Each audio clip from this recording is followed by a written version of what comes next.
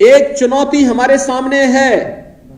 और उस चुनौती को दूर करने के लिए मैं आज राजस्व परिषद से कहूंगा कि हमें प्राथमिकता के आधार पर लैंड रिकॉर्ड को डिजिटाइज करने के साथ ही इस बात को भी हम सुनिश्चित करें कि अब 6 साल के खतौनी के इंतजार को समाप्त करते हुए हम इस बात को सुनिश्चित करें कि जब किसी व्यक्ति के द्वारा कोई जमीन बेची जा रही है उसी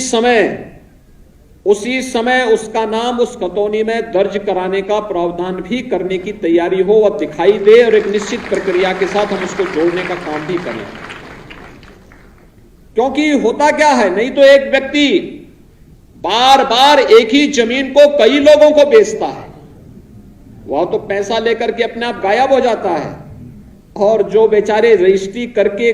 कागज लेके बैठे रहते हैं कि जमीन हमारी बदला का कोई दूसरा ही व्यक्ति कब्जा करने के लिए गया, फिर उसमें विवाद होता है और कानून व्यवस्था की समस्या हमारे सामने खड़ी होती है।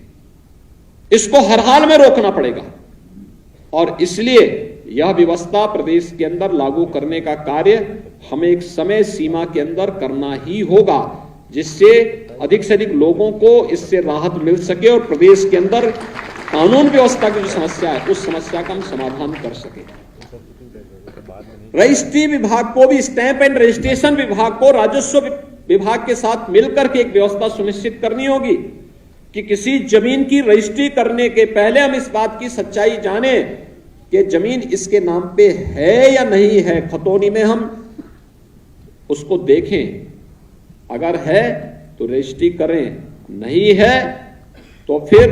अगर वह व्यक्ति गलत कर रहा है तो पुलिस को बुला करके उसको थोड़ा पुलिस के हाथों भी कर देना चाहिए, जिससे पुलिस उसकी कायदे से उसको कुछ और उखाड़ दे सके। यह व्यवस्था हमें उसके साथ जोड़नी होगी। मैं मानता हूं आधे से अधिक समस्या का समाधान इससे अपने आप हो जाएगा और विवाद का समाधान हो जाएगा। हम लोग कहीं जाते हैं, जनता दर्शन के कार्यक्रम में देखते हैं, आधे से अधिक समस्या राजस्व से जुड़ी हुई और पुलिस से जुड़ी हुई होती है और वह भी इन छोटी छोटी समस्याओं को लेकर के। जहां पे एक व्यक्ति की नियत खराब हुई, वह किसी के साथ भी धोखा करने के लिए उतावला होता हुआ दिखाई देता है और इस धोखेधड़ी से हमें मुक्त करना पड़ेगा प्रत्येक व्यक्ति को, और अन्यथा इसकी चपेट में ज्यादातर सरकारी कर्मचारी और सरकारी अधिकारी आते हैं। जब तक नौकरी सरकार का वेतन मिल रहा है तब तक उनकी सेहत पे कोई असर नहीं पड़ता, लेकिन सरकारी वेतन जैसे समाप्त होता है तब वो अपनी जमीन पे कब्जा करने के लिए जाते हैं। पता लगा पहले कोई दबंग वहां बैठा हुआ है और फिर उसके बाद वह फिर कार्यालयों का चक्कर, जो इतना चक्कर उन्होंने लगवाए हैं उतने चक्कर उनको भी लगाने पड़ते हैं। इसलिए अभी से व्यवस्था कर लें कि आपके रिटायरमेंट होने के पहले हम पहले गरीब को न्याय दे देंगे तो आपको भी न्याय अपने आप मिल जाएगा। उस बात की व्यवस्था हम सुनिश्चित करेंगे। दूसरा, वरासत से जुड़े हुई समस्याओं का समाधान भी एक निश्चित समय सीमा के अंदर ऑटो मोड पर होता हुआ दिखाई देना चाहिए। इसके लिए हमें या किसी व्यक्ति को बार बार कानून को तहसीलदार, नायब तहसीलदार, तहसीलदार या फिर तहसीलों के चक्कर लगाने की नौबत नहीं आनी चाहिए। हम इस प्रकार का मैकेनिज्म तैयार करें। अभी तो एक अभियान चलाने की आवश्यकता है। वरासत के जितने मामले लंबित हैं पूरा रिकॉर्ड मांगे, जवाबदेही तय करें और एक समय सीमा के अंदर हर तहसील को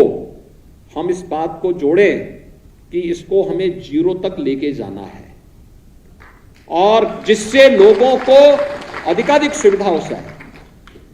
पैमाइश से जुड़ी हुई समस्या का समाधान भी हम लोग एक समय सीमा के अंदर कर लें, कोई पेंडिंग नहीं रहेगी।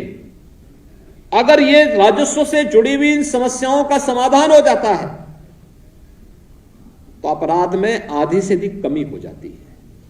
और अपराध में कमी होती है तो हम प्रदेश के अंदर जिस कार्य में अनावश्यक समय खर्च करना पड़ता है उस समय का उपयोग हम किसी अन्य रचनात्मक कार्य के साथ करेंगे तो प्रदेश विकास के पथ पर अग्रसर होगा।